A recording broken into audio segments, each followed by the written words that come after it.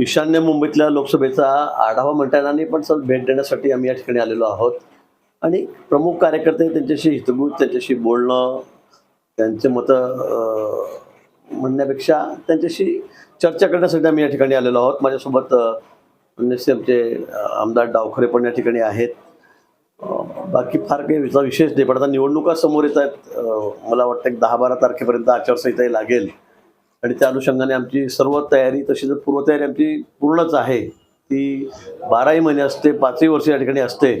त्यामुळे आमच्याकडे अतिशय म्हणजे एक पन्ना प्रमुखपासून, बूथ प्रमुखपासून, वॉरियर, सुपर वॉरियर, सर्व आघाड्या, जवळपास एकेका मतदारसंघामध्ये 25-30 हजार कार्यकर्त्यांची टीम आमची या ठिकाणी तयार आहे. आणि निवडणुका मला वाटतं एक 10-12 तारखेपर्यंत त्याची आचारसंहिता लागेल.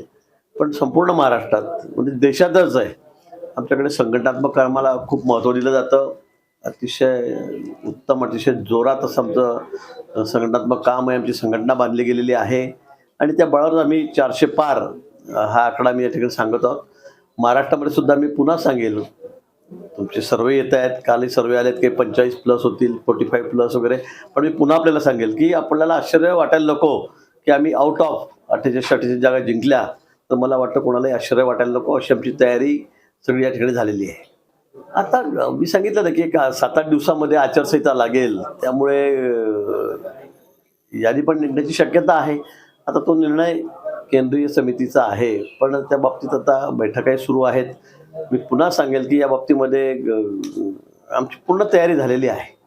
आता फक्त शेवटचा हात मला असं वाटतं की केंद्रीय नेतृत्वाकडून त्या ठिकाणी समितीकडून जी आमची आहे केंद्रीय समिती, निवडणूक समिती, त्याच्यावर फिरवला जाईल आणि लवकरच या याद्या पण नावं जे आहेत उमेदवारांचे ते सुद्धा लवकरच बाहेर येतील. नाही, वाद वगैरे किंवा फार टोकाचे वाद असा कुठे नाही आमच्याकडे. आणि बघा, निवडणुका जोपर्यंत नावं जाहीर होती तोपर्यंत सगळेजण मागतायत. आता ते मागतायत, आम्ही मागतो, दादा पण, अजितदादा पण मागतायत. त्यामुळे मला वाटतं की जोपर्यंत नावं जाहीर होत नाही तोपर्यंत हे चालत राहील. पण आमच्यामध्ये कुठेही असे फार टोकाचे मतभेद आहेत असं कुठे नाही. मला वाटतं की अतिशय एकमतानेच आमच्या सगळ्या जागा ठरणार आहेत. जागांचं वाटप त्या ठिकाणी होणार आहे. आणि म्हणून सांगेल की आता येत्या आठवडाभरामध्ये हे सगळं चित्र स्पष्ट होईल. पण आम्ही तिघांनी ठरवलेलं आहे की आम्हाला आता एकही जागा गमवायची नाही आहे. आम्हाला सगळ्यांना मिळून लढायचं आहे आणि निकाल हा आम्हाला 100% द्यायचा आहे. नाही, मला असं वाटतं की आता आम्हाला तर सगळ्यांना दिलेलं आहे, आम्ही आमचं काम या ठिकाणी करतो निरीक्षक म्हणून. पण कोण कुठून लढावं हा निर्णय केंद्रीय नेतृत्वाचाच आहे. आमची केंद्रीय निवडणूक समिती आहे, त्यातच हा निर्णय त्या ठिकाणी होईल. त्यामुळे आज काय होईल, उद्या काय होईल, आता मला जळगावच्या जागेचं कोणाला माहिती, कोणाला तिकीट मिळेल, रावेरची जागा माझ्या मते जिल्ह्यात ती कोणाला मिळेल ही मला माहीत नाही. तुम्ही बाकी ठिकाणचं काय सांगू. पण तो अजून इथे खालच्या स्तरावर अजून कुठे अशी याची चर्चा नसते. आमचे नेते बावनकुळे आहेत, अध्यक्ष आमचे नंतर देवेंद्रजी आहेत. मला वाटतं हे सगळे वरती त्या बैठकीमध्ये आहेत. लवकरच निर्णय त्या ठिकाणी येईल, त्यावेळेला आपल्याला कोण कुठे उभं राहणार नाही राहणार हे कळेल. तर मी सांगितलं ना की बाबा जोपर्यंत नावं जाहीर होत नाही तोपर्यंत ओढाताणी चालूच राहील, मागणी होत राहील सतत, आम्हाला पाहिजे, त्याला पाहिजे, याला पाहिजे. पक्षापक्षामध्ये होईल, पक्षाचे झाल्यानंतर मग पक्षांतर्गत सुद्धा होईल आणि ते असतेच प्रत्येक निवडणुकीमध्ये. पण मला असं वाटतं की कुठेही आमच्यामध्ये टोकाची भूमिका कोणी घेणार नाही.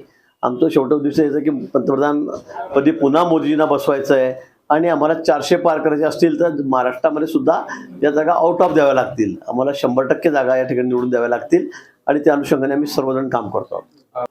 नाही, मी पण ऐकलं, मी पण बघितलं, त्यांनी मुख्यमंत्री उपमुख्यमंत्र्यांना निमंत्रण दिलेलं आहे. ते सुद्धा कार्यक्रमात स्वतः उपस्थित राहणार आहे. चांगलं आहे ना, काय वाईट आहे.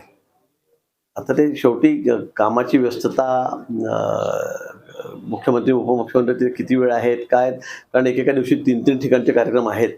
त्यामुळे तर ते ठरवतील कुठे जायचं नाही जायचं, हा त्यांचा अधिकार आहे. पण त्यांनी जर बोलवलं असेल किंवा ते कार्यक्रम येत असतील तर चांगलं आहे, त्यात वाईट काय. चांगल्या कामासाठी जर कोणी हजर होत असेल, येत असेल कार्यक्रमाला, तर सगळ्यांचं स्वागतच आहे या कार्यक्रमामध्ये. आता तो त्यांचा प्रश्न आहे. काय कुठल्या पत्रिका म्हणतात कार्यक्रमामध्ये नाही. आता कसं आहे, आता सध्या त्या सिटिंग खासदार आहेत ताई, त्यामुळे त्यांचं नाव घेणं अपरिहार्य असतं. काही त्याच्यामध्ये प्रोटोकॉल असतो, त्याप्रमाणे ते घेतलेलं असेल. असं कोणाचं नाव सोडलं, कोणाचं नाव घेतलं असं नाही आहे. त्याचा काही प्रोटोकॉल असतो, शिष्टाचार आहेत. कोणाचे नाव घ्यायचे, कोणाचे नाही घ्यायचे, कोणाचं खाली घ्यायचं, कोणाचं वरती घ्यायचं. राज्यसभेवाल्याचे वर घ्यावे लागतात, लोकसभेत 3 निवडून आलो तर खाली घ्यावे लागतात.